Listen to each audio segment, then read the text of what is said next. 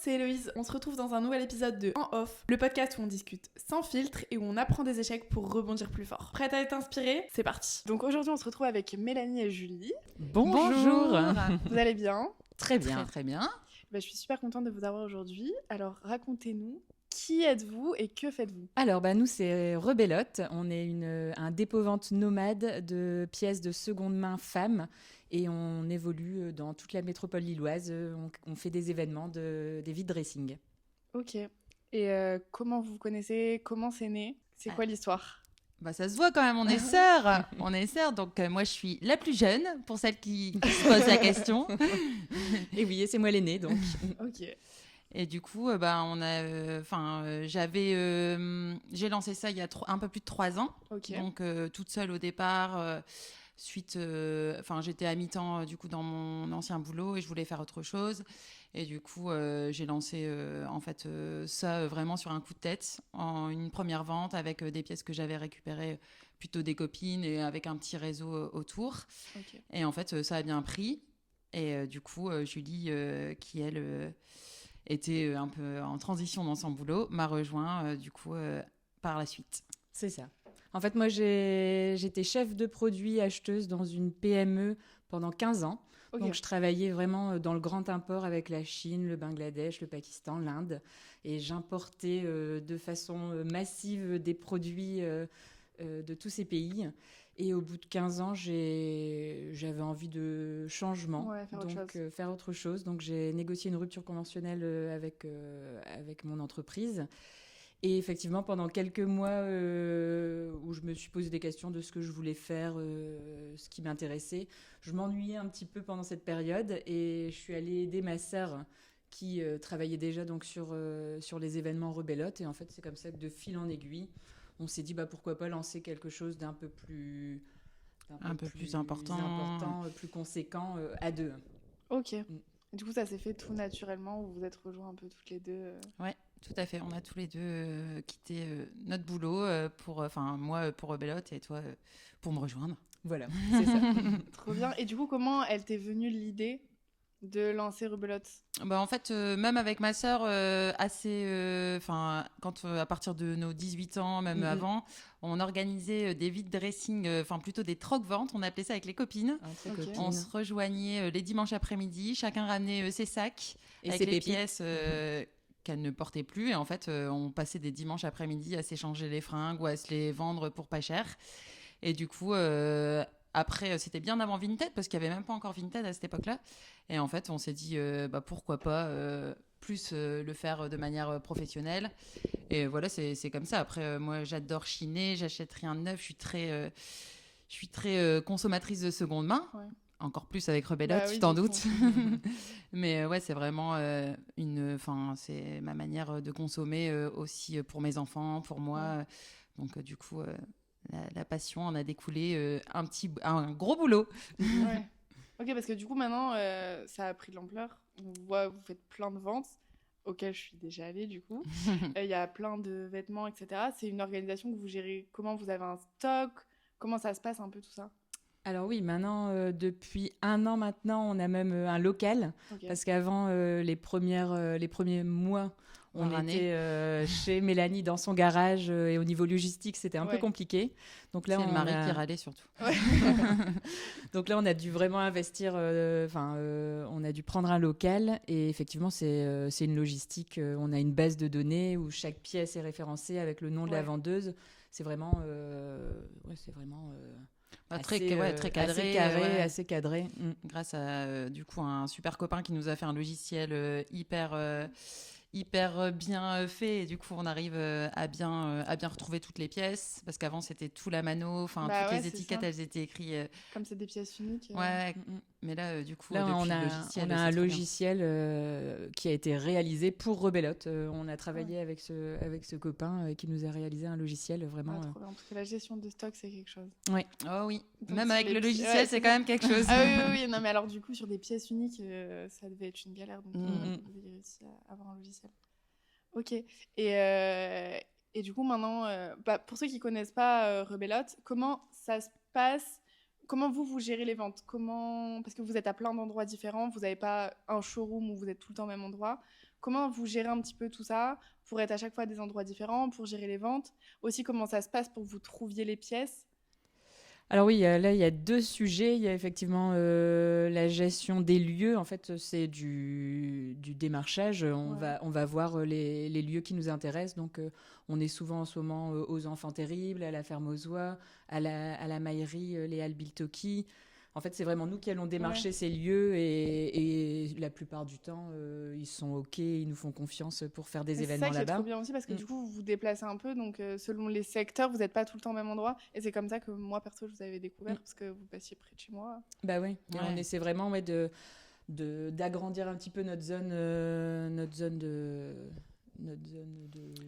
de représentation. De représentation, tout à fait. Et on va même jusqu'à Arras, là, cette semaine, on est à Arras. On a déjà fait Valenciennes, on a fait aussi la Belgique. Ah ouais. Calais, ouais. Ah oui, donc c'est bien autour de la métropole, c'est trop bien. Oui, oui. Bon, alors généralement, on est quand même vraiment sur la métropole lilloise, oui, mais ça vous une permet fois aussi d'aller de temps en temps plus loin. Tout à fait. En fait, et même maintenant, il y a des lieux qui nous contactent aussi pour venir chez eux, parce que comme on commence un petit peu à être connus dans le coin, il y a certains restos ou comme là, il y a des lieux qui nous contactent en disant est-ce que vous serez partant pour faire un vide dressing chez nous? C'est un peu du donnant avec le lieu. En fait, le but pour le lieu, c'est de se faire connaître, que les personnes qui viennent à nos vide dressing, elles se disent ah bah je connaissais pas ce resto, je connaissais pas ce bar. Même si on consomme pas le jour du vide dressing, on y reviendra. Ouais, parce que le lieu était cool. Et après nous pareil, c'est donnant. Enfin, ils nous accueillent. Alors de temps en temps c'est payant, de temps en temps c'est gratuit. Ça c'est vraiment aléatoire en fonction des lieux. Et c'était aussi le concept aussi qu'on voulait faire quand on a créé Rebelote, un peu du shop and drink. Donc, pas venir tout seul, comme quand tu vas dans un centre commercial, en mode vas-y, je vais vite faire mes achats. Là, c'était vraiment venir avec ses copines dans un lieu convivial. Tu viens faire du shopping et après, tu bois un petit verre au bar. C'est vraiment l'ambiance et le côté chaleureux qu'on aime dans nos ventes, quoi. Ouais, c'est vrai. Shop and drinks, tout à fait. Tout à fait. Et du coup, comment vous trouvez les pièces? Comment ça se passe, tout ça, à ce niveau-là? Au début, ça a été un peu un challenge parce que tu te lances, tu fais appel à toutes tes copines qui veulent vider leur dressing, mais bon, tu te rends compte que il en faut beaucoup quand même des pièces parce que quand tu te déplaces dans les ventes, tu vas pas juste proposer 100 pièces. Oui. Là, maintenant, on est sur 1000 pièces à peu près quand on propose dans les événements, du coup, dans les ventes. Donc, ça a été... Ça a été demandé, enfin, du coup, faire marcher le bouche à oreille, aller même parfois sur Vinted en disant on voit que vous habitez à Marc-en-Barœul, vous avez plein de pièces, est-ce que vous souhaiteriez passer par nous aussi pour les vendre? Et après, du coup, là, maintenant, c'est vraiment le bouche à oreille qui fonctionne. Des personnes qui nous confient des pièces tous les 2-3 mois parce que voilà, elles ont beaucoup de pièces dans leur dressing et elles aiment bien changer. Donc on a vraiment maintenant un vivier, si je peux me permettre de dire ça, de nanas qui nous confient des pièces très régulièrement. Okay. Et tous les jours, on a des nouveaux messages de nanas qui souhaitent nous le confier. Donc ça marche bien. C'est un peu effet boule de neige là. Maintenant qu'on commence un petit peu à grandir sur les réseaux, les nanas, elles nous contactent et on part vider leur dressing. Parce que vraiment, l'objectif pour ces nanas, c'est de leur faire gagner du temps. Parce que Vinted, c'est devenu quelque chose de très chronophage. Carrément, je suis d'accord. Mettre les annonces en ligne, répondre aux questions, faire les mesures, envoyer les colis. Donc, nous, c'est vraiment un gain de temps qu'on propose aux filles qui ont justement trop de pièces à vendre. Et comment ça se passe, du coup, le système pour les personnes qui veulent vendre des pièces? Alors du coup, on leur demande soit sur Facebook ou Instagram ou sur notre mail de nous envoyer 4-5 photos de pièces qu'elles souhaitent vendre. Okay. Parce que voilà, on est quand même à chaque fois sur de la saisonnalité. Donc on ne prendra pas de l'été là en hiver. Et pareil, inversement. On demande des pièces quand même qui sont encore dans la tendance du moment. Ouais. Et en très bon état. Et après, en termes de marque, on aime autant du Zara que du Cézanne, du American Vintage que du Promote. Enfin, c'est en tout cas vraiment les pièces qu'on a envie de porter, nous, actuellement, et qui sont sympas. Et c'est ça aussi qui fait la différence, c'est que du coup, vous faites une sélection hyper carrée, j'ai envie de dire, dans le sens où à chaque fois, les pièces, ça se voit qu'elles sont de qualité, qu'il n'y a pas de défaut, qu'elles sont propres, etc. Chose qu'on voit pas tout le temps sur les vide dressing auxquels on va. Là, pour le coup, moi, je sais qu'à chaque fois que je viens, je suis en confiance. Je vois une pièce bien, je suis en mode OK. Ouais, bah, c'est vrai que c'est un point où on essaie vraiment de faire très attention. C'est la qualité qui est pas de taches, de trous. Bon, après, de temps en temps, on n'est pas à l'abri d'un petit détail qui nous a échappé, mais on essaie vraiment d'avoir une sélection pointue. Ouais, d'ailleurs, on n'est pas une friperie, on est un vide dressing sélectif. Braderie sélective. C'est comme ça qu'on avait aussi au départ Rebelote, braderie sélective. Parce que du coup, on essaye vraiment de. Bah ouais, vous sélectionnez les produits vraiment. Et c'est pour ça maintenant aussi qu'on demande des photos. Quelques photos, d'avoir un échantillon des pièces que la personne a à vendre. Parce que comme on se déplace chez les personnes pour venir chercher les pièces, ça fait partie aussi d'un de nos points forts, à savoir le service se déplacer. Et on demande maintenant des photos pour voir si ça match ou pas, ça colle ou pas avec le style qu'on recherche. Ok. Non, du coup, vous avez une belle sélection. Je suis d'accord, j'ai des pièces sympas. Tu n'as pas encore vu toutes les pépites qui sont arrivées. Ah ouais, non, mais ça fait longtemps que je suis pas venue, il faut que je repasse. Je l'avais dit, mais maintenant je suis plus dans le coin, donc c'est plus compliqué. Mais on fait des lives. On a lancé pour. Ah ouais. Ah, je savais pas. C'est tout nouveau. Moi, je suis attaquée. Mélanie adore faire des lives. C'est trop bien, vous avez raison.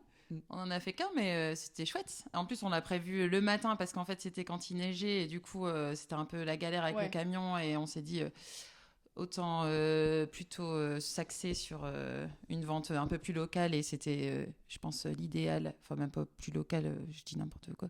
Plus... En fait, où les gens doivent pas bouger, quoi. C'était le soir où il neigeait, on s'est dit c'est parfait, les gens ils vont être sur leur canapé. Tout le monde sera dans son canapé. Et on l'avait prévu le matin et on a vendu 70 pièces sur le live. Chérie, trop bien. Et du coup, ça, vous faites de la livraison quand c'est ça ? Ouais, on envoie via du coup Vinted. Du coup, on crée l'annonce pour la personne et on lui envoie ou alors après d'autres. Venir retirer sur les événements. Ou à notre local la semaine. Mais ça, c'est la nouveauté 2025. Essayer de faire plus de live, justement pour contenter un peu tout le monde, parce qu'on a pas mal de nos clientes qui nous disent j'aimerais bien venir, mais le soir, en after-work, c'est compliqué, les enfants à gérer, etc. Donc là, on va essayer de développer... Ah bah ouais, pour les gens qui sont pas du coin, genre moi, voilà. C'est pratique. Voilà. Ok. Et du coup, bon, j'imagine que là, maintenant, Rebelote, ça se passe bien. Mais j'imagine qu'il y a eu forcément des petits moments où il y a eu des doutes, où il y a eu des galères, parce qu'il y en a tout le temps des galères. Qu'est-ce que vous avez à nous raconter là-dessus ? Ah bah oui, il y en a eu. Déjà, travailler en famille, c'est pas toujours facile. Hein. Des fois, c'est une galère de travailler avec sa sœur. Non, ça va. Ça se passe bien.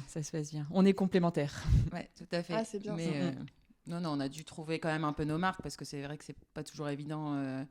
déjà, comme c'était moi qui avais un peu créé, c'était un peu mon bébé, donc je pense que Julie elle a eu un peu de mal au départ à trouver sa place, mais finalement là on est bien alignés et c'est important de bien travailler avec on est souvent à deux, donc ça va, on s'entend bien. Heureusement. Et puis même faire la part entre famille et taf aussi, ça c'est la partie compliquée. Moi j'ai bossé avec ma mère, donc je sais. Mais ça, je pense qu'on arrive à bien le faire. Non, ça va. On a trouvé notre équilibre et on est bien chacune dans nos rôles. Et ça se passe bien. Puis on sort même ensemble le week-end, donc c'est que ça va. On arrive encore à se voir le week-end, donc ça va, tout va bien. Tout va bien.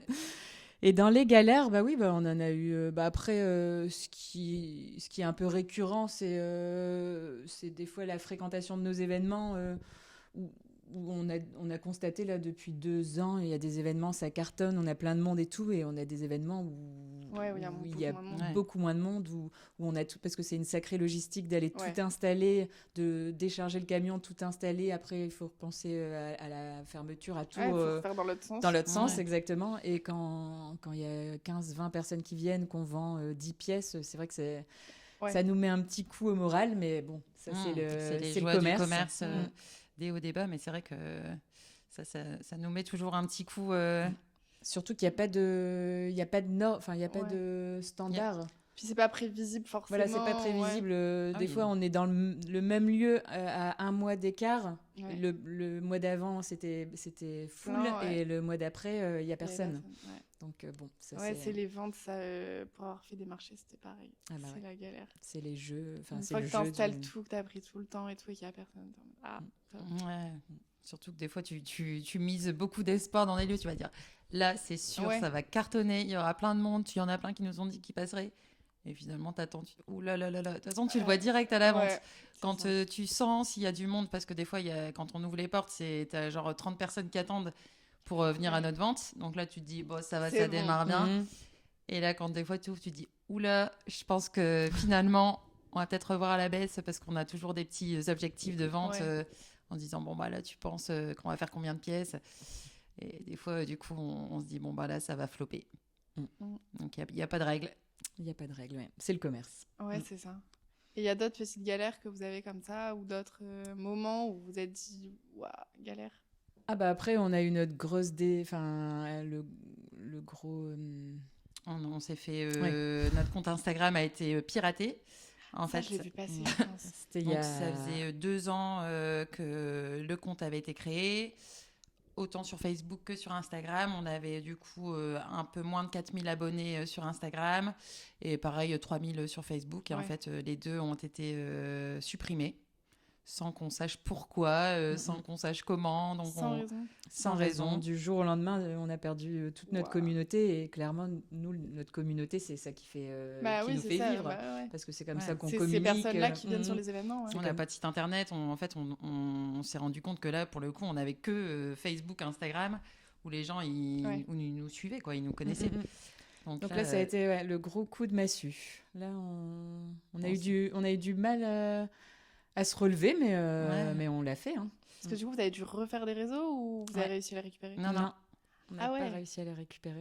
On a tout recommencé. Mais c'est pour ça que je me suis fait la réflexion que je vous suivais plus. C'est pour ça. Il y en a beaucoup encore maintenant. Il y en a. Mais je vous suivais plus depuis. Je vous trouvais plus. Je pensais que vous aviez arrêté. Et en fait, des fois, soit ils nous voient sur les ventes, ou soit ils nous retrouvent sur les réseaux. On a tout perdu. Moi, je pensais que ça allait aller super vite, qu'on allait vite remonter, qu'on allait tout retrouver. Mais en fait, non. C'était long. Parce que du coup, les fréquentations... vous ne pouviez même pas dire aux personnes qui vous suiviez avant, revenez là, parce que non. Il n'y avait pas le moyen. Après, on est reparti de zéro. On a fait pas mal de vidéos. Et par contre, on s'est vraiment rendu compte qu'on était bien entouré par nos clientes fidèles et tout. Parce qu'il y a pas mal Ils sont revenus directement. Elles sont revenues. Il y a pas mal de monde qui ont repartagé nos stories. Les lieux aussi avec qui on travaillait, qui ont repartagé. Enfin, il y a eu un bel engouement, une belle solidarité. Et même si ça a été long, on a quand même retrouvé une belle communauté. Ah bah là, on l'a même bien dépassé depuis. Là maintenant, on a bien dépassé, on est contente. Mais là, maintenant, on a tout sécurisé. Mais comme ça, du jour au lendemain, sans raison. Tout le monde a disparu. Tu penses. Et parler avec Meta, c'est comme parler c'est vraiment parler au président, c'est pareil. Voilà, c'est ça. Clair. Donc bon. C'était très dur, Surtout, tu te dis en fait 3008, on était à 3008, on voulait plus. Et en fait, quand on a tout perdu, on s'est dit non, mais en fait 3008, c'était canon. 3800 followers, c'était déjà. Surtout que c'était des gens c'est des gens encore maintenant très locaux. C'est des gens qui viennent de Lille. On n'a pas besoin d'avoir 20 000 abonnés puisque on est hyper local. Enfin, maintenant avec les lives, si vous voulez, on fait des envois. Mais c'est vrai qu'on ne se rendait pas compte de ce qu'on avait. Et quand on l'a perdu, on s'est dit, ah punaise, il va falloir... c'est pour ça, là, on est à plus de 5000 abonnés et on est super contents. C'est vraiment... Ça a bien remonté, parce que ça fait combien de temps que ça s'est passé? C'était il y a un an. Ah ouais, en un an. C'est pas mal. Ok, trop bien. Et des projets pour 2025 dans la même... Autre que les lives. Que les lives, ça c'était notre projet. Après, on s'était dit peut-être aussi un peu, peut-être faire moins d'événements trop rapprochés, peut-être diminuer un petit peu les événements, mais bon, là on est à voir. Ouais, ça c'est en cours de... Si on en parle ou pas. Non, parce qu'en fait, à la base, on faisait 5, 6, 7 événements par mois. Ouais, et on a constaté que sur certains événements, il y avait moins de monde. Donc là, on s'était dit, en stratégie 2025, peut-être d'essayer de faire moins d'événements pour que, plutôt que d'en faire 2 à 2 semaines d'écart à Marc-en-Barœul, qui fonctionne moyen, en faire un seul à Marc-en-Barœul avec tout le monde. Mais bon, à voir. Là, ça, c'est vraiment... On va tester, en fait. C'est ça, l'entrepreneuriat. De toute façon, c'est tester et voir si ça fonctionne. Et si ça ne fonctionne pas, passer au plan suivant. C'est ça. Ouais, parce que on est à 2. C'est quand même 2 salaires qu'il faut sortir aussi. Donc, on va pas vous dire que c'est facile tous les jours. On gagne pas, on roule pas sur l'or encore. Mais un jour, on le souhaite, dans 10 ans. Enfin, pas rouler sur l'or, mais en tout cas, pouvoir en vivre. Confortablement. Parce que c'est pas encore le cas tous les mois.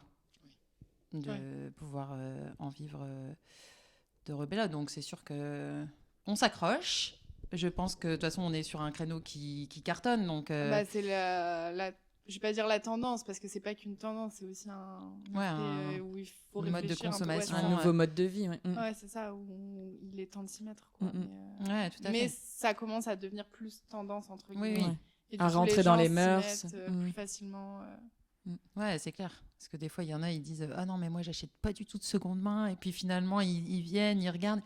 C'est pas mal. Et souvent, ils repartent avec une pièce. Donc, c'est ça, il y en a qui ont une image entre guillemets mauvaise de la seconde main, dans le sens où c'est des trucs un peu vieillots et tout. Pas du tout. Ouais, tout à fait. Vraiment, genre, moi, justement, les plus belles pièces que j'ai et ceux que je mets le plus souvent, elles viennent de chez vous. Et à chaque fois, les gens me disent, mais tu l'as trouvé où? Je me c'est Rebelote, tu connais pas et tout. Ouais, j'ai des belles pièces pour le coup. Ouais, voilà. Après, c'est sûr que maintenant, quand tu vois dans Promode qu'il y a une pièce canon, mais en fait, tu te dis, ah punaise, elle a le même manteau que moi. Là, nous, au moins, on est sur de la pièce unique où tu vas pas. Tu vas pas le retrouver partout. C'est des collections qui datent peut-être de 1 an, 2 ans, mais du coup, c'est quand même des pièces où tu sais que demain, elle aura pas forcément la même veste que toi, quoi. Exactement. Donc ça, c'est plutôt cool. Bon, après, on aime bien aussi les belles pièces que tout le monde a. Hein. Oui, non, mais c'est ça, il y a un peu de tout, mais ça permet aussi d'avoir des pièces qu'on trouve pas facilement ailleurs. Ouais, tout à fait. Et que tout le monde n'a pas. C'est ça. Du coup, donc, on parle des réseaux. Comment vous faites un peu pour développer votre visibilité sur les réseaux et tout ça, aller chercher des nouvelles personnes, parce que c'est finalement vos clientes qui vous suivent. Ouais. Ça. Déjà, on fait beaucoup de réels avec les pièces qu'on montre. Ouais. Mais on voit que quand on innove, quand on sort un peu de notre zone de confort, parce que c'est facile de montrer des pièces. Quand on se montre. Quand on se montre aussi, ça c'est sûr. Quand on se montre, souvent, les réels ou les stories, elles fonctionnent mieux. Je pense que notre communauté, elle aime bien nous voir. Après, c'est pas un exercice facile, mais ça vient avec le temps. Ouais, voilà. Ouais. Mais sortir un peu de sa zone de confort, je pense que en tout cas sur les réseaux, ça fait gaper à fond les réels. Ça fait la différence. Et de la nouveauté. Enfin, après, on s'inspire, on va sur des comptes concurrents, aussi bien en France qu'à l'étranger, et on essaie de s'inspirer, voir ce qui se fait, trouver des idées. La veille active. Ouais. C'est ça. Mais c'est un boulot aussi à part entière d'animer ces réseaux. Carrément. Je sais que... D'ailleurs, on n'est pas encore... on manque d'expérience. On s'est dit, pourquoi pas une petite stagiaire en communication pour nous aider dans cet exercice périlleux. Parce que c'est vrai qu'au vu de toutes les nouveautés, toutes les choses qui sortent, nous, on ne peut pas être partout non plus. Et c'est vrai que... Ça sera peut-être aussi un objectif 2025 d'avoir une bonne, stagiaire qui nous aide. Okay.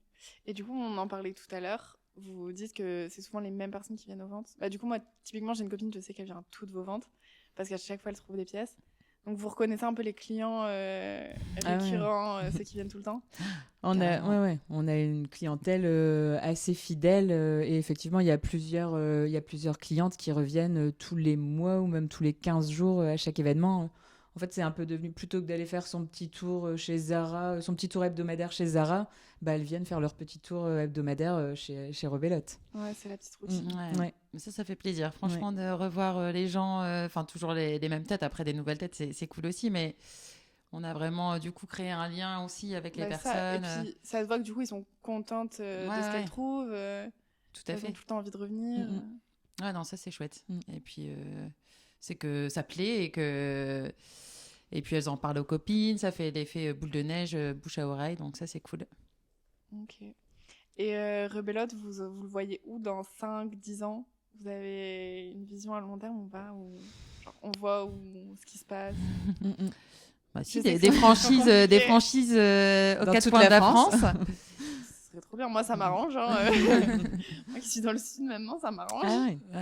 Bah non, mais après développer, c'est vrai que j'ai même des copines du sud qui me disent non mais il n'y a pas du tout ça par chez nous. C'est vrai que ça me dit rien. Et c'est vrai que alors pas là à court terme, mais bon pourquoi pas lancer dans quelques années. En tout cas une boutique peut-être dans le sud et pouvoir se passer les pièces aussi parce que c'est vrai que nous comme les clientes elles sont assez elles viennent régulièrement. Notre stock il est tout le temps il bouge tout le temps. La pièce elle reste 1 mois et demi du coup sur nos portants.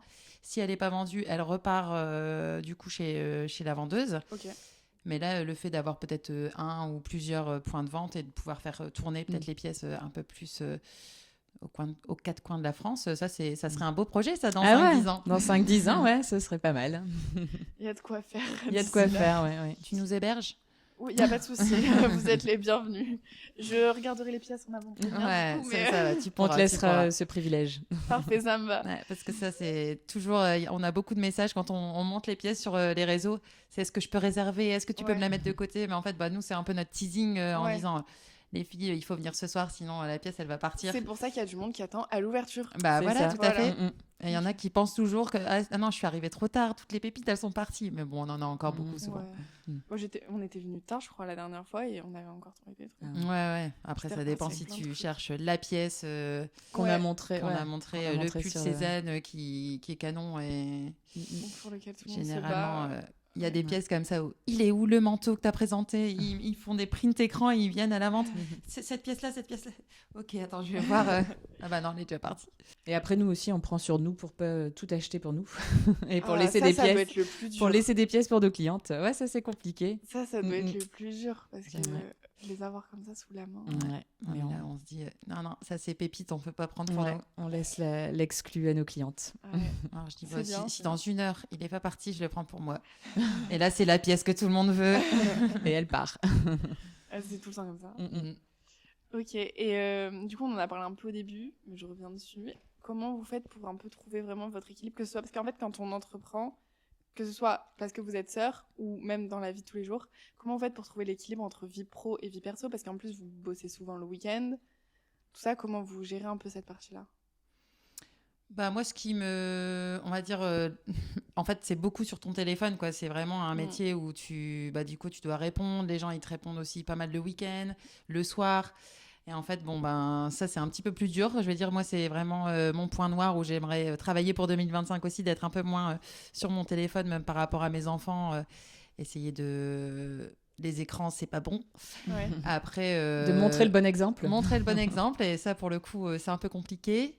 Après, sinon, moi, je me sens bien soutenue avec mon mari qui m'aide du coup avec les enfants quand on est en événement et il me soutient à fond dans le projet. Donc, c'est cool. Comme il est aussi, lui, entrepreneur, du coup, il me donne des conseils. Donc, ça, c'est bien. Après, Après, il y a les avantages justement de l'entrepreneuriat. C'est en termes d'agenda, de planning à la semaine, on est aussi un peu plus libre. Là, on travaille pas le mercredi justement pour pouvoir passer du temps avec nos enfants.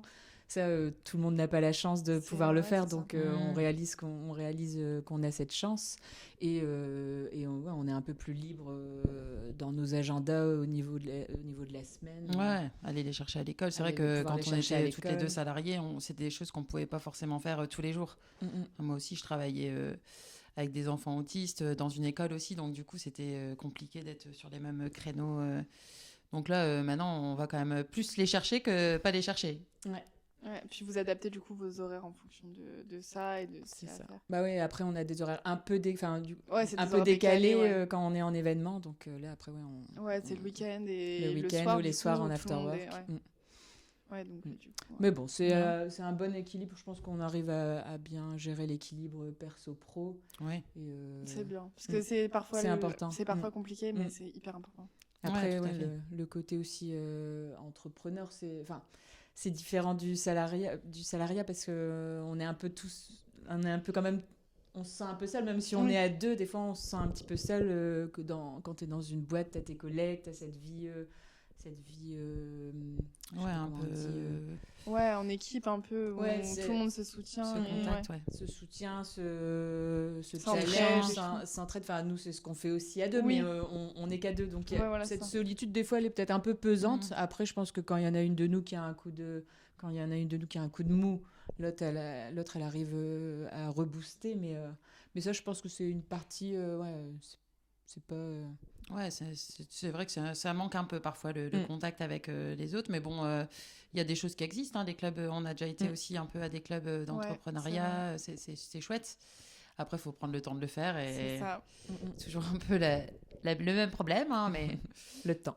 Ouais, c'est un beau challenge. En tout cas, au départ, je pensais pas qu'on aurait pu créer quelque chose. Si il y a 10 ans, on m'a dit ouais, tu feras un truc avec ta sœur, parce qu'on était carrément dans deux choses complètement différentes. Moi, éducatrice spécialisée, toi, chef de produit. On m'avait dit ouais, tu vas faire un truc avec ta sœur, j'aurais dit bizarre. Et finalement, on l'a fait. Et finalement, ça plaît, ça fonctionne et on kiffe aussi surtout. Parce que c'est ça. C'est le plus important. Le plus important. Donc, longue vie à Rebelote, comme tu dis, Julie. Et puis, pourvu que ça dure. Ouais. Et qu'est-ce que vous diriez à ceux justement qui veulent faire une reconversion comme vous, un peu, dans le sens arrêter pour se lancer dans autre chose? Foncez-y. Après, si vous avez la bonne idée, surtout croire en son idée et se donner les moyens et pas abandonner au premier échec. Enfin, foncez justement parce que la vie est courte et il faut faire ce qu'on aime. C'est ça. Carrément. Ok, trop bien. Merci beaucoup pour cet épisode. Merci à toi, à vous. Ouais. Et au plaisir de se voir sur une vente prochainement. Ouais. Carrément. Ou un live. Oui, ou un live. Je vais passer sur les lives. Merci beaucoup.